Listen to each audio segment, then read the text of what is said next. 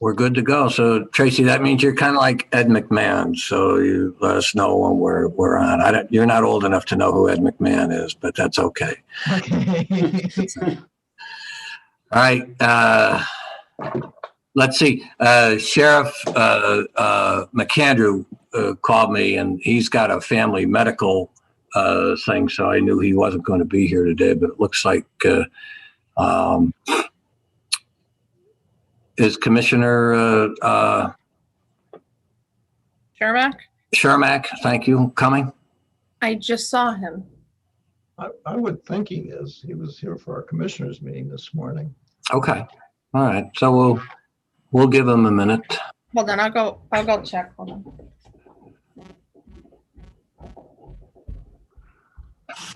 Yeah, there's a way. Maybe I could do that right here.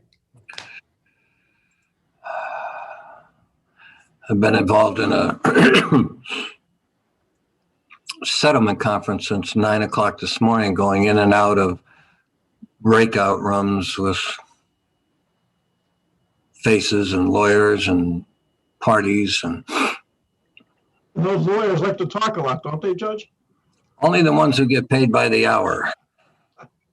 Paid by the word, I think, sometimes. Yeah. That would be a better structure. There he is. There he is. Okay. Sorry, I had technical difficulties. Quite all right. Quite all right. You know what I say, Judge? It's the clients that give us all those facts to talk about. So that's really where it starts from. Well, but normally you often hear the facts are not in dispute, so there's not too many facts to talk about. Okay, Commissioner Dominic is back, so we're ready to roll. So I will ask her. Maybe not. She's in the middle of something to eat. So I'll ask Mr. DeBillio to say the Pledge of Allegiance. I don't want to do that to you, Debbie. So Harry, would you lead us, please? Yes, I will, Your Honor. I pledge allegiance to the flag of the United States of America and to the republic for which it stands, one nation, under God, indivisible, with liberty and justice for all. Thank you. The meeting's been called to order. Has everybody had an opportunity to review the meeting minutes from the January meeting? Assuming that you have, I'll entertain a motion to approve those minutes. So moved. Second. And a second on the question. All in favor? Aye. Any opposed? The ayes have it. The meeting minutes from January are approved. Tracy, anybody from the public seeking to address the board on agenda items? We received emails, but no agenda item emails. Okay, all right. So we'll go to the first motion on the agenda, 21-2008, a motion to approve all current payables for the Community Corrections Center and the prison. I received those. I trust everybody else did and had an opportunity to review them. And if so, I'll entertain a motion to approve the current payables. Motion. And a second? I'll second. Okay, on the question, all in favor? Aye. Any opposed? The ayes have it. The current payables for the CCC and the prison are approved. So we'll go to Mr. DeBillio and your report, please, if you will, please. Yes, Your Honor. My controller's report for the month of January 2021. The controller's office reviewed the prison inmate and canteen account reconciliations, which were prepared by the prison business office for the month of January 2021, and found no discrepancies between the reconciliations and the bank statements. The balance in the inmate account was $449,751.30 as of January 31st, 2021. The balance in the canteen checking account was $566,566.26 as of January 31st of 2021. And in addition, as of January 31st, the canteen account owned two certificates of deposit, one valued at $15,000 and the other at $132,000 $272.10, totaling $147,272.10. And that concludes my controller's report. Thank you, Controller DeVillio. Any questions on the Controller's report? If not, I'll entertain a motion to approve it. Motion. Do I have a second Second. on the question? All in favor? Aye. Any opposed? The ayes have it. The Controller's report for January 2021 is approved. Next, right on time, comes Mr. Jeffers for the Community Corrections Center report, item 21-2010 on the agenda. Mr. Jeffers, welcome. Good afternoon, Judge. How are you today? I'm fabulous. Thanks for asking. Great. The Community Corrections Report for January 2021, item 1. Adult house arrest had 134 participants and juvenile house arrest had 12 participants. Item 2, the program's revenues for the month of January totaled $47,845.53. Item 3, the program's expenses totaled $69,599.09. The program's completions were 36. The program's violations were 4. The program's outstanding warrants are 4 still for work release and 4 for house arrest.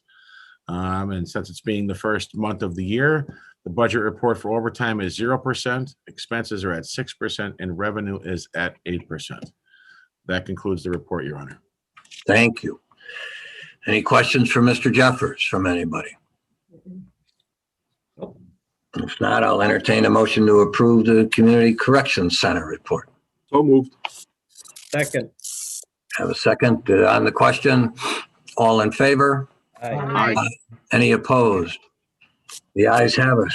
Thank you, Mr. Jeffers. Thank you, sir. Have a nice day, board. Thank We you. hope to. And we'll move on to item 21-2011, the Warden's Report. Warden Betty. Good afternoon, Board. How's everyone today? Good, thanks. The in-house population, the average daily population for January was 599 inmates. 437 were county inmates. As of February 10th, we had 583 inmates. 519 were adult males, 4 were juvenile males, and 60 were adult females. The population of U.S. Marshal Service detainees on February 10th was 158. The overtime and out-of-county board reports are attached. Staffing update. Currently, our correctional officers' numbers break down to uniform staff on shift, 168 full-time, out on workers' comp, 3, FMLA, 1, with 57 with the intermittent FMLA, 1, vacancies, 7. Bless you. Thank Bless you. Thank Bless you. God, you picked that up on Zoom, huh? Wow. Good thing I turned away. Sorry, Warden. Oh, that's quite all right. The hiring process, we're in the process of reviewing applications and interviewing candidates for correctional officer positions. At the conclusion of the process, we're hoping to hire qualified candidates and to have them attend our 5-week basic training course. Once completed, the newly hired officers can go on active duty. The entire process from interview through training should conclude by early to mid-April. The budget, as of January 31st, our revenue was at 9% and our expenses was also at 9%. Inmates at or past their minimum dates, a total of 7. 2 submitted home plans and are waiting parole. 2 have no home plans. 1 has had his parole denied due to an unacceptable home plan, and 2 have been remanded to serve the balance of their sentences. Extraordinary occurrence reports. There were 6 in the month of January. On January 3rd, a county inmate was observed to have cut his forearm and chest in a suicide attempt. The inmate's wounds were administered to by the nurse, and the inmate was placed in a camera cell for observation. This inmate was referred to the prison psychiatrist for follow-up treatment. On January 9th, a county inmate was found with his bed sheet tied around his neck, and he was threatening to commit suicide. Staff were able to enter his cell and cut the sheet off of him. The inmate was then placed into the ERC, the emergency restraint chair, for his safety. On January 12th, a county inmate on a suicide precaution watch, repeatedly covered his cell's camera with food products from his dinner. The inmate continually expressed suicidal ideations to staff during this time period. After this occurred several times, staff decided to place him into the ERC so that staff could observe the inmate without obstruction of the camera. 4, later in the night of January 12th, the same inmate informed the prison psychiatrist of his desire to harm himself and how he would go about doing it. The psychiatrist then ordered placement into 4-point humane restraints. On January 14th, a newly committed county inmate began to experience significant hallucinations that resulted in very erratic behavior from the inmate. Due to the severity of this inmate's actions, it was determined that placement into the emergency restraint chair was necessary and warranted for the safety of the inmate and staff. And on January 20th, the county inmate was observed to be in an apparent unresponsive state in his cell. Staff entered the cell to check on this inmate, and upon removing the blanket that he had covered himself with, the inmate struck an officer with a closed fist several times. The inmate was then restrained and placed into the ERC due to his aggressive behavior. PREA, there was only one PREA investigation completed in the month of January. It was an allegation of inmate sexual misconduct. This allegation was deemed unsubstantiated, and the reports related to the investigation have been forwarded to the district attorney's office. And this concludes my report. Warden, what's the COVID situation like? Currently, staff-wise, I have 0 out on COVID precautions, not a single staff member, which is great. Inmate population-wise, I don't have anybody what confirmed. I have some people, it's the winter time. People do get colds and flus. There's nobody here with a confirmed COVID case at this point in time. All right. Anybody in isolation was suspected COVID or? We have one individual who came in over the weekend that we've done a test on. We're waiting for results. Okay. All right. Okay. How's the new medical provider? Well, they've now been it's a month and 2 days. There's always bumps in the road. We're figuring out how they do things. They're figuring out how we do things. I have Deputy Warden Krista Purvis kind of running point on the situation, and she's doing a good job with that. The important thing right now is a good flow of communication between Wellpath and the prison. Okay. And is that happening? Do you feel that you're getting a good flow of communication? Yes. All right. Does it seem like they're starting to get their sea legs? Yeah. All right. Good. Considering how other prisons are doing, it seems like we're in pretty good shape as far as COVID is concerned. I am knocking on wood now as you're saying that, Commissioner. Yes. Okay. Anybody else have any questions? Tim, before we adjourn after we stop this meeting, I would like to speak with you an executive session, if it's okay with the judge. I spoke with him a little bit earlier about the email that you sent out. Okay, so if you make yourself available. Absolutely. Okay, is that okay, Judge? That's fine. We'll go into executive session before we adjourn. Okay. Okay, anybody else? If not, I will entertain a motion to approve the Warden's Report for January. Motion. Second. On the question? All in favor? Aye. Aye. Any opposed? The ayes have it, and the Warden's Report is approved. So Warden, stick around, please, if you will. Absolutely. Thank you. Okay. We come now to the opportunity for the public to address. Tracy, you provided me with a couple of emails this morning. Any since that time? No, just those 4. Okay. So the first one is from an Edison Jimenez. Hello, I would like to know if the inmate, this is from his mother. I would like to know if the inmate Edison Jimenez does not have a position in New Jersey. He already served time. They gave him probation because they do not give him an exit. Please let me know what is happening. I am his mother. She gives a telephone number and she's just looking for some information. So I could forward that on to the warden. Okay. Yeah.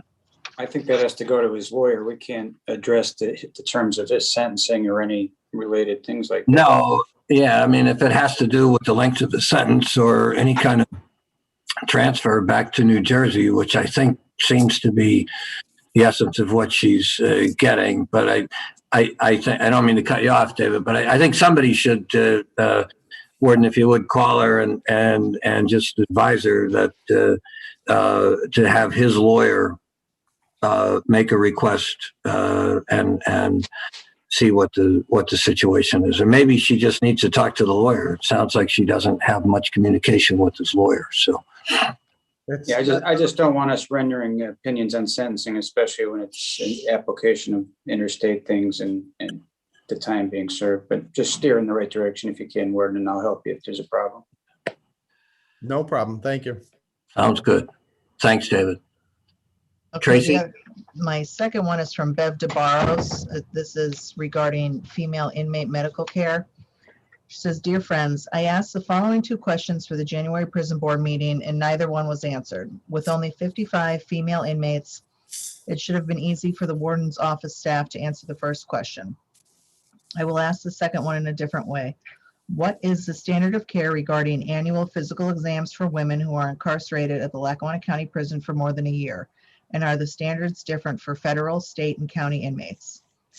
How many female inmates have been in the Lackawanna County Prison for more than a year? And if a woman remains at the Lackawanna County Prison for more than a year, will she receive an annual exam that includes a pelvic exam, pap smear, and a mammogram?" There was also a follow-up from Bev. She said that she sent this email then directly to the warden and she received a response that she wanted the board to hear that WellPath will provide an annual exam to all on an annual basis, but then she's looking for answers on her remaining question. And I think the question really, what she wants to know is how many adult female inmates have been there for more than a year. You have an answer for that, Tim? Tim, you're on mute. There you go. Yep. Yes, I do. We have, currently we have 5 female offenders who have been here for a year or more. Okay. All right. So will you see to it that they get their exams, please? If they haven't already. I was going to say, I will make sure that WellPath is aware of these 5 individuals and that they act accordingly. I know didn't we talk about this briefly last month with the question from someone from the public about annual exams for female officers? Oh, yeah. I wasn't sure. And my recollection is it was from Bev DeVaros, and but you know, my recollection is also in the proposal that WellPath put forth, because I think it was also in the RFP that annual exams would be provided for anybody who was there longer than a year. Yep. Right. So, okay. Anything else, Tracy? I think there was another one, right? Yes, the final email I have is from Kenny Adams of Carbondale. And he says, "Hello, I'm wondering about the new medical company for the jail. I think I saw in the paper recently that Dr. Zaloga is gone and a new doctor is in. I heard that the new doctor has professional therapists that are going to work with the inmates. My question is, why is the county paying for other new therapists to work at the jail then? I heard the prison hired their own treatment therapists that just sit around and don't work. They take after the other prison counselors that don't do anything for the inmates. What is the point? Is it so that the commissioner's best friend can have a job? Don't you think that that is a total waste of taxpayer money? Or is that what the commissioner, Purvis, and Shanley talk about behind closed doors? How has management been working out at the jail with all of the new deputy wardens? It seems like one is terrorizing the place when the other 2 just sit in their offices all day. 2 deputy wardens, a few new treatment therapists, and a bunch of other inmate counselors that don't do anything. Is this new restructuring really working out, or are they just making it look good? That is a lot of people not doing anything and that have some pretty nice paychecks. And that's it. I'd like to address this and then turn it over to Tim. Just on a couple things. Number one, there's a lot of accusations in this email that are unfounded. But the counselors aren't actual therapists. There's 10 prison counselors, but they're actually caseworkers, and they function in the sense that they help with the phone list, the home plans, making arrangements if the attorney requests a telephone call with the inmate, things of that nature. They don't provide any type of therapeutic benefit. Our specialists, we have 2 substance abuse mental health specialists and 1 substance abuse mental health supervisor. We have 600 inmates currently. Because of COVID, our population is down. The warden can confirm this, but usually we're up around 1,000 under normal circumstances. So while we do have a medical facility that's providing psychiatric attention to the inmates, it's impossible for them to see all of the inmates on a consistent weekly basis. So the specialists that we hired are making sure that all inmates receive the proper attention, and they are working in conjunction with the medical department to make sure that everyone, both suffering from mental illness and drug and alcohol issues, is being addressed. So that's that. And then with regard to the deputy wardens, the one who there's 3 different wardens. Shanley is the warden of security, so he is on the floor constantly because of the nature of his job. The other 2 are treatment and operations. I'm sorry. Okay. The other 2 are treatment and operations. So they would not be on the floor as much as Shanley would because they have different duties. But it's my understanding, and I'm going to have Tim talk about this. It's my understanding that the way we restructured it is working in a positive way, and that things are getting done, and that the prison is in much better shape. But I will let Tim speak to that. Okay, that sounds like a cue. I agree. I agree with Commissioner Dominic wholeheartedly. We do have a behavioral health substance abuse team in place. They got in place. The last one was hired in early January. We're not talking a lot of time. We're talking about that department being in infancy stage, essentially. And what we're developing right now is a very comprehensive assessment so that at-risk individuals can get properly assessed, so that we could provide treatment to them, and so that we could provide a path on the way out the door for continued treatment, whether it be drug and alcohol treatment or mental health treatment. That's their primary functions. It does differ from the role of a counselor if anybody confuses them, because as Commissioner Dominic had pointed out, what the counselor's duties are, the other primary duty a counselor has is they kind of orientate a newly committed individual who doesn't have much experience in the criminal justice system as to what's coming next. Like, the first thing that happens is you have a preliminary hearing if you have new charges, and how that goes about. So there's no surprises for that individual. The counselors are excellent at providing that kind of a background so that the inmate knows what's coming up, and that kind of lowers their stress levels. Now, what everyone at the jails is, if there's individuals that have significant mental health or substance abuse issues, we're going to touch base with the substance abuse mental health team so that we get them on their radars. They're going to follow up on that, and they're going to work hand in hand with employees of WellPath. Yes, they have their own, I believe they're hiring two, I believe, behavioral health team members. They're going to work, they're going to fit like, we're going to have 5 fingers in that glove, which is a good thing. Our staff and their staff are going to work together for the same common goal. And that goal ultimately is the reduction of recidivism. And actually, I should say it's the treatment of the individual, which will result in a reduction in recidivism. That's our goal. Regarding the 3 deputy warden system, I'm a big proponent of that. It helps everybody. It helps delineate lines and fields of expertise. And it's really important. And most jails our size and bigger have 3 deputy wardens or assistant wardens: security, treatment, operations. There are 3 separate fields that need folks to focus on them. In the past, we had one, and that was very difficult for one person, or one person in conjunction with me, obviously, to be able to focus on so much that goes on here. And I think what people sometimes lose sight of is the fact that we are a small town in the city of Scranton. This small town has anywhere from 600 to 1,200 individuals living here, and we have to be able to provide everything that you need if you never leave your small town. And that includes, going to the library, getting your hair cut, getting 3 meals a day, getting seen by a nurse, and everything else you could possibly think of that goes with that while operating as a correctional facility. So it's very cumbersome. Thanks, Tim. No problem. Okay. Anybody else? Anything else? Trace? No, that was it. Okay. All right. Well, it always interesting to me that somebody who seemingly doesn't have anything to do with the prison seems to know so much about the internal workings of the prison. But well, that's another discussion for another day. So do any of the members have any new business? No, Your Honor.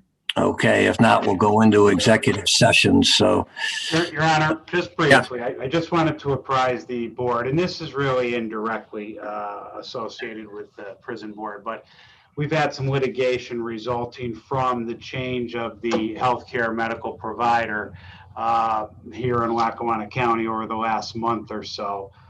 In essence, we had to file for a preliminary mandatory injunction because an issue of tail insurance arose.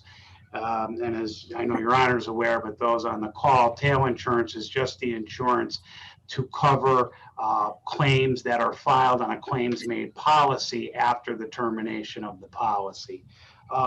So we did appear before the court, and that issue has been resolved preliminarily. The court did grant a mandatory preliminary injunction, which required Dr. Zaloga to procure 3 years of tail insurance, which he has done, and I have confirmed that that's occurred. Now, he's since filed an appeal, and that's going to be up before the Commonwealth Court, and I'll continue to keep the board apprised, but I feel very confident in the lower court's decision and their reasoning, and I don't anticipate any change in the injunctive relief that we've received. But that tail insurance was paid for by Lackawanna County, correct? That tail insurance was paid, Commissioner Notoriani, by Lackawanna County. Dr. Zaloga was requesting a 7-year tail at $1.3 million, and the court found, in conjunction with our argument, that a 3-year tail was more appropriate at a total cost of about $790,000. So there's about almost a $600,000 difference there. Thank you. Thank Good you. job. Thank you. okay, thanks, Frank. Thank you. Okay, Tracy, can you take us into executive session, Yes. please?